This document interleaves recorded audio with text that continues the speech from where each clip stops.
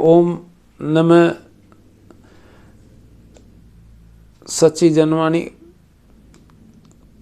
नमस्कार, RKT की Ghaziabad NCR Delhi. ओम सच्ची जनवाणी नमः चैनल पर आपका स्वागत है। चैनल को सब्सक्राइब करें, वीडियो को शेयर करें as much as possible.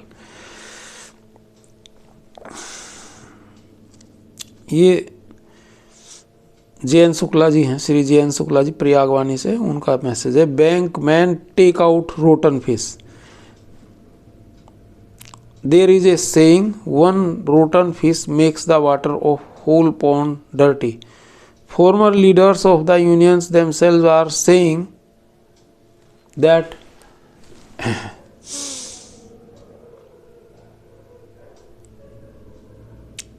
there are some fixers in the big unions. The bankmen are not fools, but the leaders consider them fools, and it can be called an irony that despite knowing the understanding everything, the bankmen are acting as dogmatic people. Oh, what a shame! The pensioners who shed blood and sweat for the unions, endured torture, organized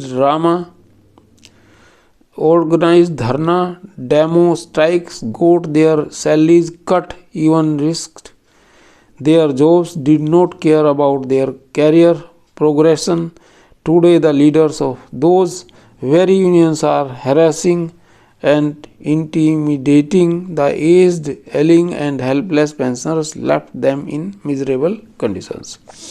No one does this even with his veterinary enemy. The management seems to have been defamed of its notoriously unlegitimately as against real crooks and cruel leaders of unions who enslaved the entire pensioner community and dropped them in the concentration camp. The conscience of the management seems to be still alive. Sometimes some kindness is visible from their side. In 2020, the ceiling on family pension was removed. The pre-1986 excrescence was increased. The decades-old anomaly of 100% DA was removed. The decision was taken to give pension option to the resignees after decades, albeit all from prospective effects, and the decision on monthly excrescence in home, which though may not be a substitute for pension revision, but it will be something in some form or the other, a step of relief. In these positive changes, the unions are not visible even through binoculars. Since the 7th BS, we have seen the brutality of the unions in the matter of pensioners in the last 7-8 years. The impact of pensioners' anger and their activities was visible on the management. But the unions became completely naked in retaliation. Sometimes they said pensioners do not have any contractual relationship with their banks. Sometimes the pension revision is not mango hanging on the tree to be taken down by plating a stone. Sometimes the chorus of Paisa Paisa, and now losing all shyness, it has been said that the pensioners are not their member. If pensioners are not members, then why should pensioner unions talk about them? Former leaders of big unions have started calling their union leaders a fixer.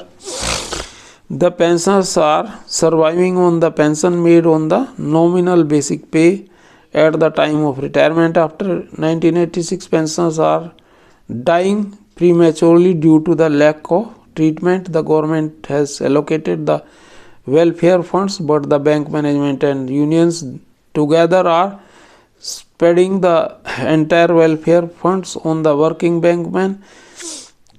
Whereas in Khandelwal committee report, there is a proviso to spend 25% of the welfare funds on the health of pensioners.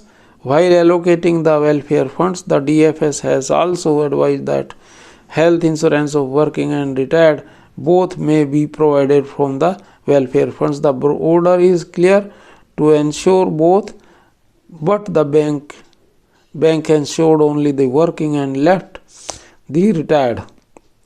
On one could have imagined such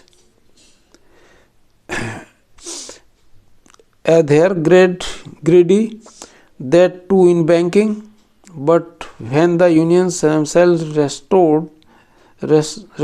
resorted to dishonesty and betrayal, then there is no point of blaming the management. The unions did not desist from racking into the social security policy like pension. Unions agreed to cut a large part of basic pay and make that special allowance delinked from the pension calculation. The pension of pensioners retiring after 1 November 12 is more or less that the level of 9th pay scales. People who retired after 1 November 12 are getting thousands of rupees less pension every month. 10 और 20,000 का difference है इसमें.